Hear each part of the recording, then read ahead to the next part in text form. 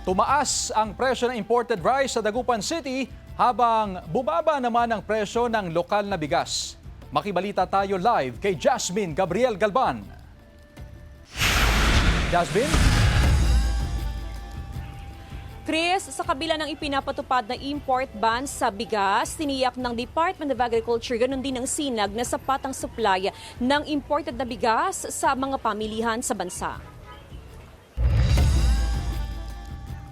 Isang buwan matapos ipatupad ang 60 days ban sa imported rice, marami pa rin ang supply nito na ibinebenta sa Malimgas Public Market sa Dagupan City. Tuloy-tuloy raw ang pagdating ng delivery mula sa mga supplier. Ang problema nga lang ay ang bahagyang pagtaas sa presyo nito. Gaya ng imported rice mula sa Vietnam na dating 45 pesos per kilo, mabibili na ngayon sa 49 hanggang 50 pesos per kilo. Tumas ma'am yung imported rice. Pero ang supply, sir? Marami.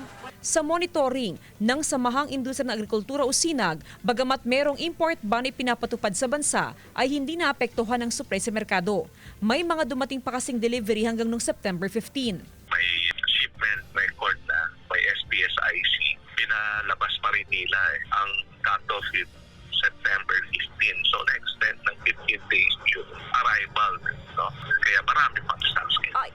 Magtatapos sa November 2 ang 60 days ban sa imported na bigas pero pinalawig pa ito ng 30 araw. Ayon sa DA, posibleng tumagal pang rice import ban hanggang sa katapusan ng taon, depende sa sitwasyon.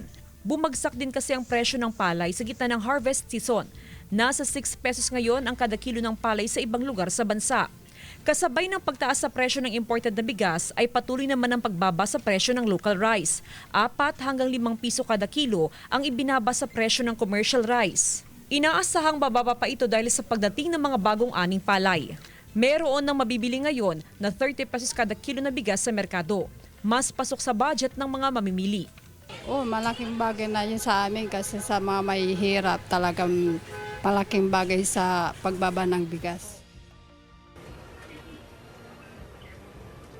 Chris, sa mga pamilihan naman dito sa lungsod ng Dagupan ay nasa 49 hanggang 53 ang kada kilo ng imported na bigas. Ang problema ng mga negosyante ay kukonti lamang yung tumatangkilik ngayon sa imported na bigas dahil mas tinatangkilik ng mga consumer yung local commercial rice na kung saan ay tuloy-tuloy ang pagbaba sa presyo. Sa ngayon, Chris, ay nasa 29 hanggang 47 pesos ang kada kilo ng local commercial rice. At yung mga negosyante, Chris, ay hindi umaangkat ng maramihan na local commercial rice dahil nga doon sa patuloy na pagbaba sa presyo ng commercial rice. Chris?